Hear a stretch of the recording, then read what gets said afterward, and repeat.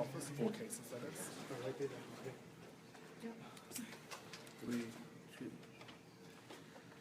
The ruling of the Ethics Commission is only one step in holding Governor Bentley accountable.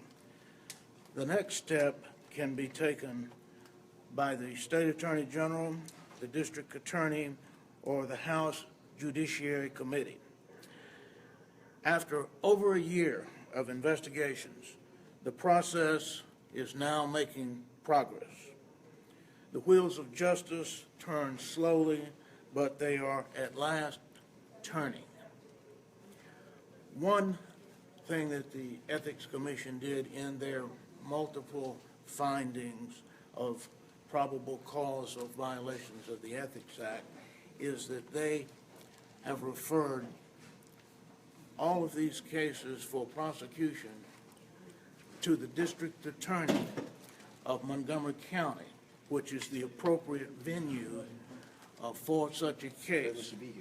That is legally brilliant because it avoids the appearance of a conflict since Governor Bentley just appointed the new Attorney General. There will be no need for recusals and special prosecutors. We will have an elected district attorney who, as a matter of fact, does not belong to the same political party as the governor. This is a good thing to help clear the air. You feel vindicated then from what you just heard in there? I have no need to be vindicated. I haven't been accused of anything. No, this was a good deal for you. I mean, you brought the complaint. You were pleased with what you heard in there. I brought the initial complaint. There were other complaints brought, including Stacey George, a former opponent of Governor Bentley in the last election, who is here. Yeah, I'd like to say something too.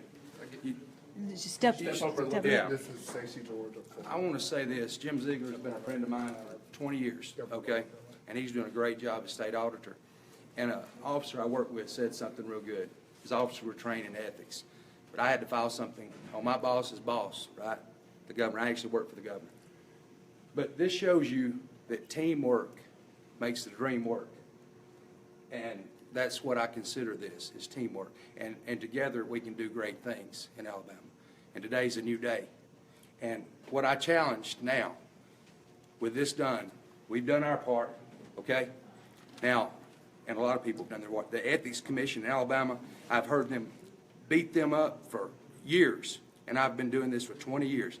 This is the best group of people you've ever saw in your life, these investigators. Highly trained in the state of Alabama, and it hurts me to hear people say they're not. They are good. And let me tell you what's now the challenge.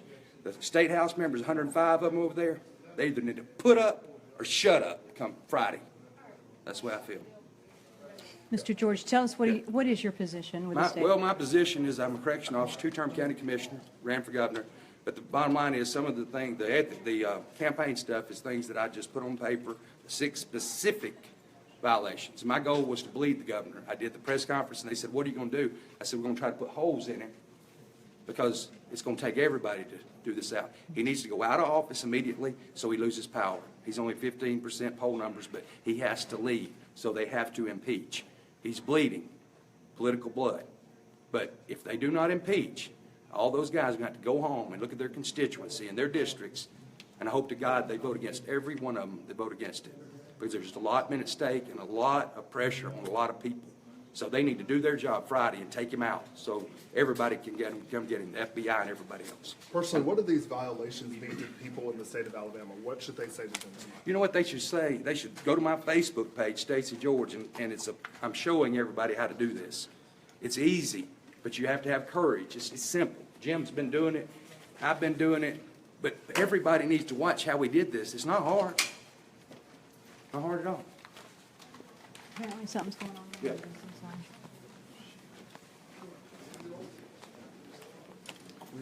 Grab my microphone. I actually slipped to another mic. After your comments began, what are your initial reactions to the ethics committee? Sure. Disappointment, obviously. We disagree with the finding that they reached. We respect the time and effort that they put into it. we'll move on to the next stage in this process, which is to have a conversation with Ms. Brooks about these issues. How quickly do you suspect that will happen? You know, I don't know. Some of that's up to her. We're ready to talk whenever. The commission gave some specifics on the 2 campaign finance violations, accepting contributions and a loan outside the window. Can you respond to that? Well, I don't want to respond to it in greater detail other than to say we disagree. We think that is a misapplication of the statute, and we disagree with the conclusion that the commission reached. Has the governor been made aware of the commission's decision, and what's his reason to it? Yeah, I haven't had a chance to talk to the governor yet, but obviously he's plugged in, and I'm sure if he doesn't know already, he will most soon. Did the governor testify today? I can't comment on anything that happened in the room. I apologize. Would you say today was a fair process? Yeah, I would always say that this is a fair process. I do not question the integrity of the people who sit on that commission. They worked hard. They came to a result that we disagree with, but we respect the effort that they put into it. This was one skirmish on a couple of different legal fronts that you're fighting on. How big of a setback is it today? I don't think it's a significant setback in the grand scheme of things. You know, as I said, this is not a finding of a violation. It's a finding of probable cause, which is one of the lowest legal standards that we apply in these cases. So there's a great distance between probable cause and beyond a reasonable doubt. And certainly we disagreed with the notion that there was evidence to support a probable cause finding, but we definitely disagree that there's evidence to support a finding beyond a reasonable doubt. And as I said, we look forward to having those conversations down the road. Ms. Brooks has said her office is doing related work. Are these matters already been probed over there? Do you know? I don't know. You'll have to ask her.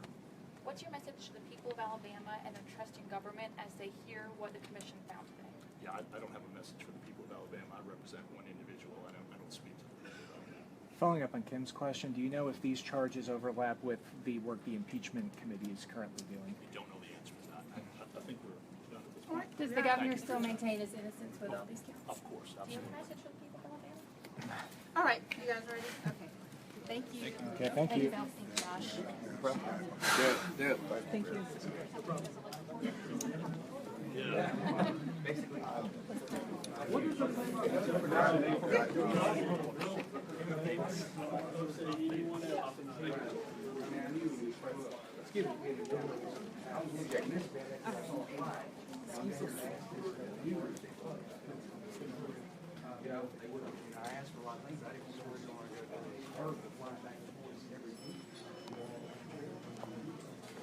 So this is Debbie with Channel 5. We're live in Montgomery, the Ethics Commission, coming back after an all-day affair behind closed doors. And you just heard from the governor's attorney, the Ethics Commission finding Governor Bentley in violation or probable cause to further investigate at least 4 different violations, 3 of those campaign acts, and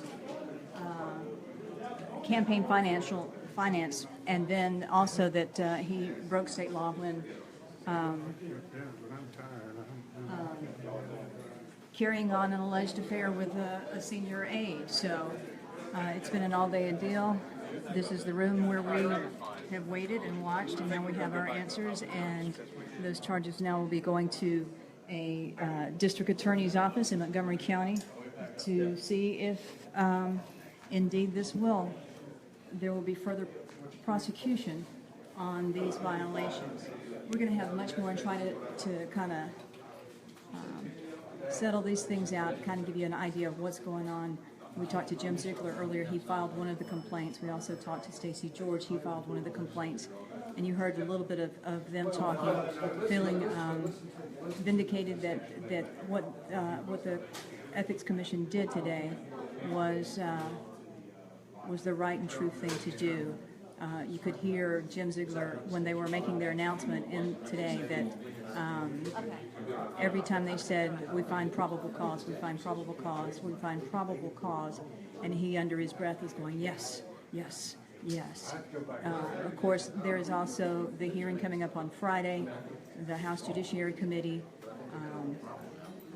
We were talking to a political observer earlier, Steve Flowers. He used to be representative from Pike County in the House of Representatives, and he said this would be a pivotal decision, and if it came